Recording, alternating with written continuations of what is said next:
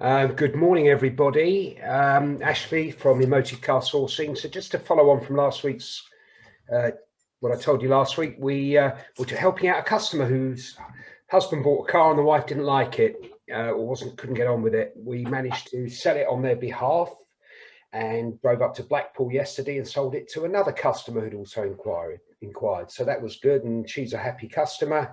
She's not out of pocket, and we're not out of pocket. So we sold it for a little bit more than we sold it to her for. So a good story comes to an end. I just really very quickly wanted to bring two things to all of your attention regarding electrification and ULEZ. Some of you may know, and I was having a discussion with one of our learned colleagues, Mr. Newton, yesterday, we're trying to get electric car for.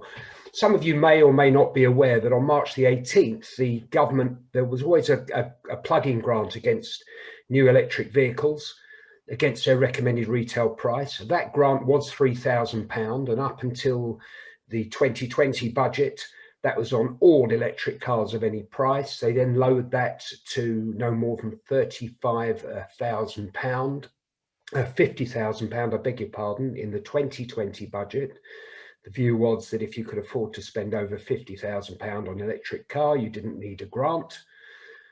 What they've now done is they've lowered that down to £35,000, brand new retail price, and the grant's been lowered from £3,000 to £2,500, and that's set to continue through to 23 at the moment.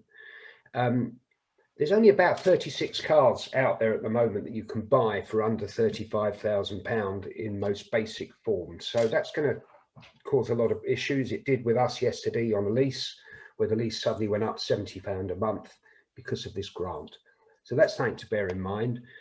The other thing also, which may not help us very much in our ethos and what we're trying to do, but just a little one, if Sean Bailey becomes the new Mayor of London on May the 6th this year, he's saying he will reverse the congestion charge hike and scrap the ULEZ extension to the North Circular. I think it's a brilliant scheme. Whether it will get him enough votes to get in, I don't know.